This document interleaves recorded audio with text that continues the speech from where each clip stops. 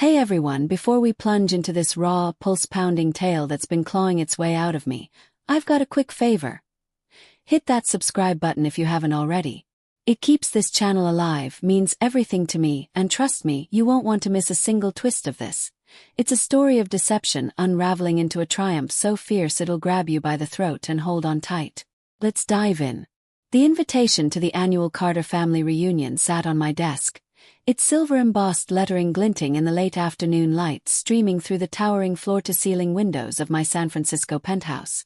17 years of meticulously crafted deception were teetering on the edge of collapse, and the irony stung like salt in a wound. It wasn't my choice to pull the trigger. I picked up my phone, rereading the email that had lit this unstoppable fuse. TechCrunch Spotlight. 35 under 35. Lila Carter's AI revolution nets $4.2 billion valuation. The piece would drop tomorrow morning, just 3 days before the reunion. A wrecking ball aimed straight at the fragile facade I'd built, a humble coder scraping by on grit and ramen. That mask was about to shatter into a million glittering pieces, exposing an empire I'd hidden in plain sight. And there wasn't a damn thing I could do to stop it. Ms. Carter, my assistant Lena's voice cut through the intercom, steady but laced with a rare urgency. Your brother James is on line 1 again. Course he was. He'd been relentless since the press release hit the wires yesterday. His voicemails escalating from confusion to fury, each one a splinter under my skin. I took a deep breath, the air cool against my lips, and picked up the receiver. Hey James. What the hell, Lila? He didn't bother with hellos. His voice a tight coil of disbelief and barely contained anger. I just got a call from Wired asking for a quote about my billionaire sister. Care to explain what's going on? I leaned back in my chair, the leather creaking softly under my weight, and gazed out at the Bay Bridge stretching across the water, its cables catching the sun like threads of molten silver. Guess you'll have to read the article tomorrow like everyone else, I said, keeping my tone light, almost playful, a shield against his storm. Cut the crap, he snapped, his words sharp enough to draw blood. All these years, you've let us think you were barely making rent. Mom's been sending you grocery money. Dad's been losing sleep over you. What's this about? I couldn't help it. I laughed, a low, bitter sound that echoed off the glass walls, sharp with years of swallowed resentment. Grocery money. You mean the $50 she Venmo'd me last Christmas with that sad little note to buy something nice? That's concern, huh? Not the endless lectures about how I'm wasting my life on tech, or Dad's rants about how I'd end up broke and crawling back to him, tail between my legs. They were worried about you, he shot back, his voice rising, defensive now, stepping into his role as the golden son with practiced ease. Worried I wouldn't fit their mold, I corrected, standing to pace toward the window, my bare feet silent on the polished hardwood, the cool floor grounding me. The perfect Carter path. Law school for you, med school for Eliza, Dad's real estate empire as the safety net. They didn't want me to succeed, James. They wanted me to obey, to fall in line like you did, like a good little soldier. Silence stretched on his end, heavy and taut, a wire pulled to its breaking point. James had always been the poster child. Stanford Law, partner at a firm by 32, Dad's pride radiating in every firm handshake and polished smile at family dinners. His life a checklist ticked off with precision. Just tell me one thing, he said finally, his voice quieter, almost strained, carrying a hint of something raw. How long have you been hiding this? I stopped, watching a sleek black helicopter mine touch down on a nearby rooftop, its blades slicing the air with a rhythmic thud that matched my pulse. Remember when I moved into that ratty Oakland studio? Back when you all thought I was chasing some delusional pipe dream with code? 17 years ago. 17. He trailed off, the math clicking into place, his breath hitching audibly. That's right, I said, my voice steady, a steel thread running through it, forged in years of quiet defiance. You thought I was nuts, ditching my econ degree from Berkeley to play with computers, as Dad loved to sneer over his whiskey. But what you didn't know, what none of you bothered to ask, was that I'd already sold my first AI algorithm for $75,000. 6 months later it was $300,000. By the time Mom was knitting me those pity scarves for struggling, I'd cleared my first million. I could hear him breathing, stunned, the gears grinding in his head as he pieced it together. His world tilting. "But you borrowed from them for bills," he stammered, grasping at the narrative he'd clung to. "You drove that junker Toyota until it died 2 years ago." "I never borrowed a dime," I said, my tone hardening, cutting through his disbelief like a blade through silk. "I asked them to invest in my startup. $50,000 to get Neuronest off the ground. They laughed me out of the room, called it a fantasy, said I'd crash and burn by 25. The Toyota. That was a choice, James, not a necessity. Just like this penthouse, the private jet, the 3 vacation homes I've kept under wraps all these years." "Jet." His voice cracked, disbelief giving way to a stunned awe that almost made me smile, a flicker of vindication warming my chest. "Jesus, Lila, how rich are you?" I did smile then, a slow, sharp curve of my lips as I thought of all those family dinners where they treated me like the lost cause. Dad's heavy sighs over his mashed potatoes, Eliza's smug, "I told you so," smirks as she passed the gravy, James footing the bill with a patronizing, "Don't worry sis, I've got it." "TechCrunch says $4.2 billion, I replied, leaning against the glass, the city sprawling beneath me like a conquered kingdom, its lights winking up at me. "But that's conservative. Real numbers closer to 6. He made a sound, half gasp, half choke, a noise I'd replay later with a quiet satisfaction that bordered on glee. "Now, if you'll excuse me," I continued, my voice cool and deliberate, "I've got a board meeting to prep for. Oh, and James. See you at the reunion. I'm planning something unforgettable." I hung up before he could sputter a reply, pressing the intercom with a steady hand, the click grounding me. "Lena, everything's set for the reunion." "Yes, Ms. Carter. The jet's fueled, car service is arranged. Bentley's this time. The venue's shifted to your Napa estate as requested, and NDAs are prepped for all staff." "Perfect," I said, picking up the invitation again, running my thumb over its raised script, feeling the weight of 17 years in its curves. For all that time I'd played their game. The quirky coder, the family flake who couldn't hack the real world, the sister who needed pity and pointers at every turn. That ended now. My phone buzzed. A text from Eliza, my younger sister. Her words dripping with incredulity and a hint of panic. "Lila, tell me this TechCrunch thing's a prank. What's happening?" I left it unanswered, picturing her in her pristine scrubs, her surgeon's salary and constant humblebrags about saving lives fueling her role as the family's shining star. She'd loved playing the hero to my lost dreamer, slipping me $20s at Thanksgiving with a sanctimonious, "For coffee, sis, you need it," her smile all teeth and superiority. "Lena," I called through the intercom, "my parents on the line yet?" "Both waiting, ma'am," sounding impatient and a little frantic. "Tell them I'm in a meeting. And get the chopper ready. I'm flying to the board meeting today." As I grabbed my bag, a sleek leather satchel worth more than Eliza's car, my mind drifted back to the day it all began, the day I chose silence over their scorn, the day I started building in the shadows they'd cast over me.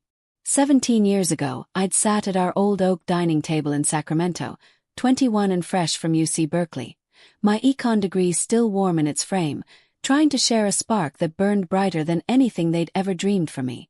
"AI's the future, Dad. I've sold a program already, $75,000, I'd said, my voice trembling with excitement, my hands clutching a napkin to keep them steady. His laugh boomed across the table, drowning me out, a sound that still echoed in my quieter moments, a hammer striking steel. "Computers. That's not a career, Lila.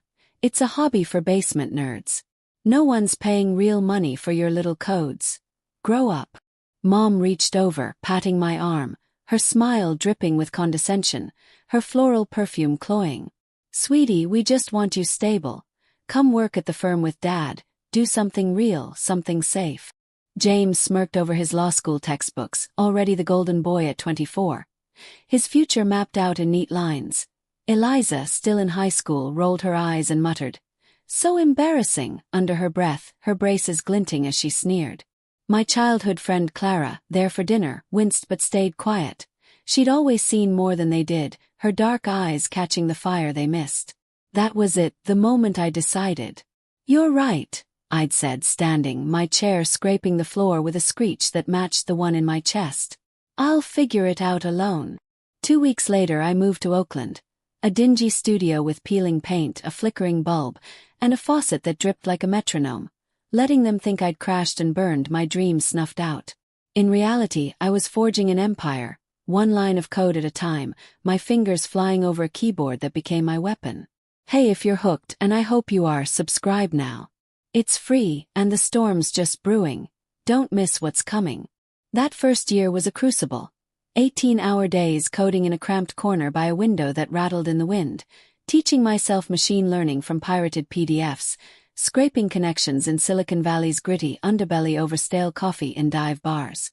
My second sale, $300,000, funded Neuronest, my startup, a platform blending AI with predictive analytics that could read markets like a seer, its potential humming in my veins. I'd sit in that studio, the hum of my ancient laptop, my only company, tweaking algorithms until my eyes burned and my fingers cramped, fueled by cheap coffee and a fire they'd never understand. By year 2, it hit $10 million. Venture capitalists sniffing around, tech blogs whispering about the mystery coder who wouldn't take meetings. I hired my first engineer, a scrappy kid named Tim who'd later try to steal my patents in a bitter betrayal, but back then he was a lifeline. His wild energy matching mine as we built something revolutionary. Year 5, $150 million. I'd outgrown Oakland, moving operations to a discreet warehouse in Palo Alto, its concrete walls hiding servers that hummed like a living thing, my algorithms powering banks, hospitals, startups, quietly reshaping industries while I drove that beat-up Toyota to family Thanksgivings, wore thrift store jeans faded at the knees, played the part of the struggling dreamer they'd written into their script. "Let me help with rent," Mom would sigh, pressing cash into my hand as Dad shook his head, muttering, "Such a waste of potential." "I'm fine," I'd say, smiling through their pity, my bank account swelling in secret, my name a whisper in boardrooms they'd never enter, a ghost in their world of brick and mortar. Clara saw through it early. She'd visit, perched on my sagging couch, her dark eyes narrowing over a chipped mug of tea. "You're not broke, Lila. Those sneakers are vintage Nikes, not hand-me-downs, and that laptop's top tier." "What's up?" I'd shrug, deflect. "Just good at thrifting, Kay." She'd hum, unconvinced, her lips twitching, but she never pushed. She'd been my rock since we were kids, the one who'd cheered my first basic program at 14 while James mocked it as geek stuff. Her faith a quiet constant. 2 years ago, over beers in a dive bar, she'd pressed harder. "You're hiding something big. I can feel it. Tell me." I'd hesitated, then cracked, swearing her to silence. "It's Neuronest AI billions. They can't know, not yet." Her jaw dropped, then she grinned. "Knew it. You're a badass." Now, 17 years later, I stood on my penthouse roof, the chopper's blades whirring, lifting me toward a boardroom where I'd greenlight a $2 billion expansion into AI-driven logistics, my empire stretching further than their imaginations could reach. My phone buzzed. "Dad, we need to talk now." I smirked, powering it off, the screen going dark. They'd wait. The TechCrunch piece dropped at 7 a.m. AI maverick Lila Carter's hidden empire hits $4.2 billion. I watched from my office, a minimalist fortress of glass and steel perched above the city, screens tracking the fallout, Neuronest stock spiking 15%, notifications flooding like a tsunami, my inbox a war zone of interview requests. The family chat erupted. "Eliza, this can't be real. $4.2 billion. James, told you yesterday she's not bluffing. Mom, Lila, answer us please." "Dad, a mistake, has to be." I muted it, sifting through emails. CNN, Bloomberg, venture offers piling up like tribute. One caught my eye. Dad's partner, Richard Holt. "Lila, let's discuss synergies. Carter Realty could align with Neuronest. Flexible terms." I laughed aloud, the sound bouncing off the walls. He'd scoffed at my pitch a decade ago, calling a sci-fi nonsense. Slamming his office door as I left with my crumpled proposal, my cheeks burning but my resolve hardening. "Lena," I buzzed. "Mom downstairs yet?" "In the lobby, ma'am." Insistent and pacing like a caged animal. I checked the security feed. There she was, impeccable in a Chanel suit, her blonde hair pulled tight, but her eyes wild as she argued with the guard, gesturing at the building like it had personally offended her. Send her up. The private elevator hummed, opening directly into my penthouse. She stepped in and froze, her breath catching as she took it all in. The sprawling open space, the Rothko on the wall glowing red and black like a wound, the panoramic view of Alcatraz framed by the Golden Gate's rust-red span. Lila! Her voice wavered, a thread about to snap, her hands clutching her purse. What's all this? My home, Mom, the real one, I said, pouring coffee from a machine that cost more than her car, the steam curling between us like a veil. Not the Oakland dive I kept for show, the one you'd cluck over every visit. She drifted to the window, heels clicking on marble, her reflection ghostly against the glass, her posture stiff. How long have you? 17 years, I said, handing her the cup, watching her fingers tremble as she took it. Since Dad said my code wouldn't amount to squat, since you all decided I was a failure before I'd even started running. She turned, hurt flashing across her face, her blue eyes glistening with unshed tears. You struggled, we saw it. That awful apartment, that rusty car. I never struggled, I cut in, my voice firm, slicing through her narrative like a guillotine. I asked you and Dad to invest $50,000 for Neuronest. You said no, called it a pipe dream, a fool's errand. The apartment, the car, theater, Mom, all of it. You wanted me failing, so I let you believe it, let you write your little tragedy. Theater. Her voice rose, trembling with a mix of anger and disbelief, her grip tightening on the cup. You lied to us for 17 years. I let you see what you expected, I said, stepping closer, my shadow falling over her, my presence filling the space. The flake, the dreamer who'd never make it. You, Dad, James, Eliza. Not once did you ask about my work, visit a demo, Google my damn name. You were too busy pitying me to notice. She sank into a leather chair, clutching her purse like a lifeline, her knuckles white against the tan fabric. Does anyone know? James got wind yesterday. Press tipped him off. Clara's known bits for years. She's smarter than the rest of you. The rest. They'll see soon enough. I slid her a file, thick with data, its pages crisp. Here's the pitch I gave Dad 10 years ago. $50,000 for a stake in Neuronest. If he'd said yes, it'd be $200 million today. $200 million he threw away because he couldn't see past his own ego. Her hands shook as she flipped through, numbers blurring before her eyes, her breath shallow. He said you begged for cash, that you'd failed, that we had to save you from yourself. And you believed him, I said, turning to the window, the city sprawling beneath me like a map I'd redrawn in my image, its pulse mine to command. The reunion's in 3 days. I've upgraded it. Napa Estate, my jet, the full reveal. This time, I'm not the quiet one nodding along while Eliza brags about her or heroics, and James lectures me on real careers. She stood, smoothing her skirt with trembling hands, her composure cracking like thin ice. Your father, He'll see I've outbuilt his empire, I finished, my voice low and certain, a promise etched in stone. Tell him to brace himself. 17 years of his hobby are about to hit him square in the face, and it's going to hurt. I walked her to the elevator, pausing as the doors slid open with a soft chime. Oh, and that Lexus he vetoed for you because it was too much? I own 5 because I can, because I earned it. The doors closed on her stunned face, her reflection fading into the steel, leaving me alone with the hum of my world. 2 days before the reunion, Tim, my old engineer-turned-rival, called, his voice oily with false charm. Lila saw the TechCrunch buzz, impressive. Let's meet, bury the hatchet, maybe partner up. I smirked, remembering how he'd tried to poach my patents in 2016, filing claims behind my back until I crushed him in court. His smug grin dissolving as the judge ruled. No thanks, Tim. I don't dance with snakes twice. You'll regret that, he hissed, but I hung up. His threat a mosquito buzz I swatted away. He'd see soon enough.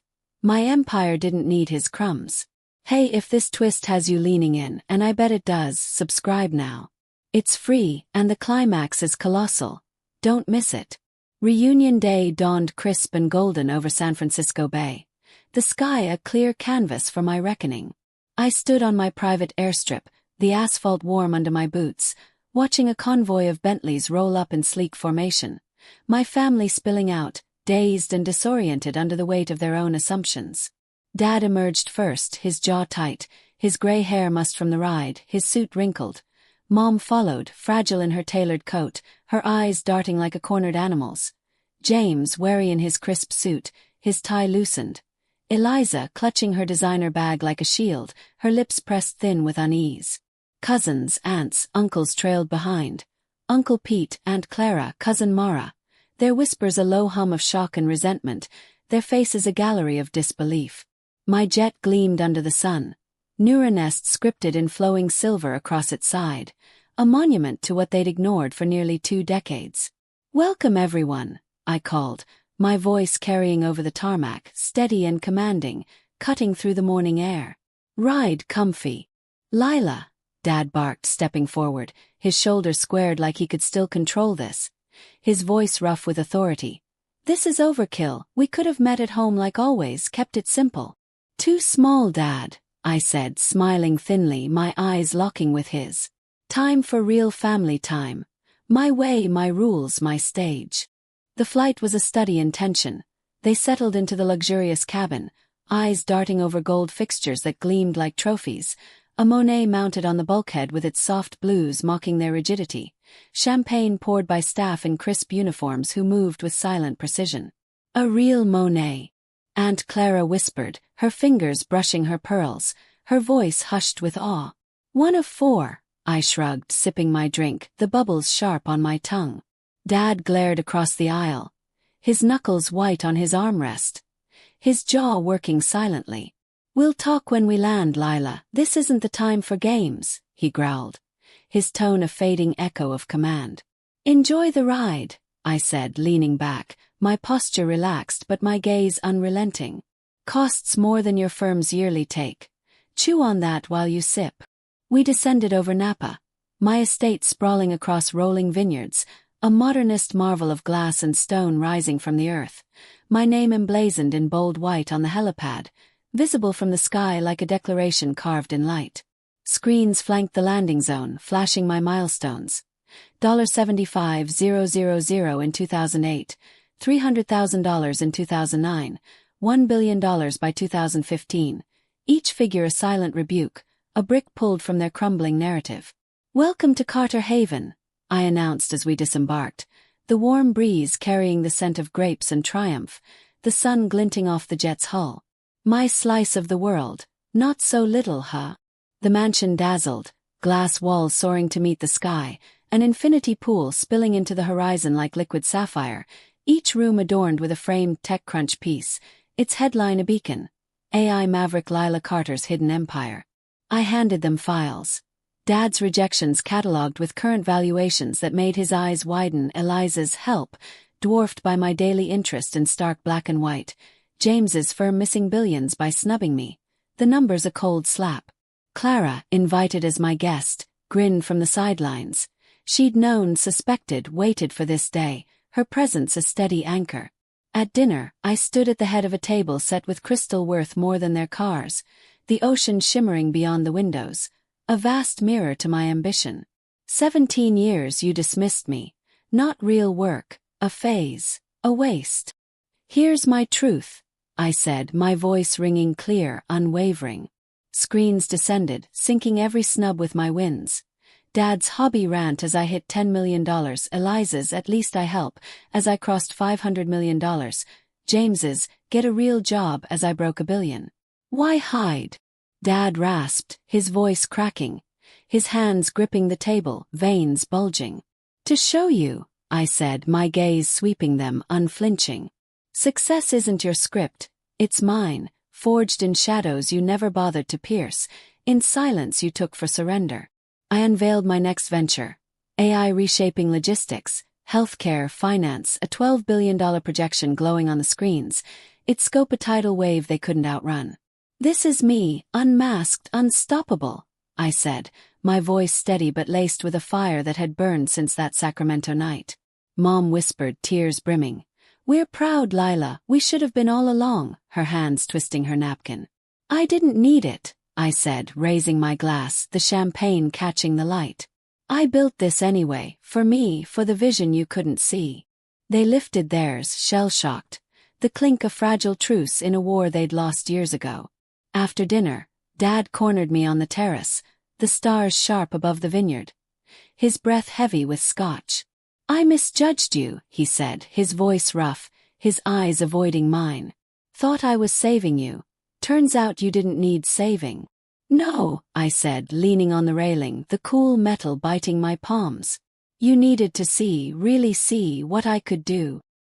He nodded, slow, a crack in his armor. You're bigger than me, than all of us. I let the silence sit, heavy and true. Later he slipped me a note. I was wrong about everything. You're the real legacy. I framed it beside my first sales stub. $75000. The ember that sparked an inferno, its edges worn but unyielding. Eliza texted at dawn. I'm sorry. I didn't see you, not really. James nodded over breakfast, his eyes softer, his usual polish dulled by humility. My phone buzzed. Neuronest unveils $12 billion future.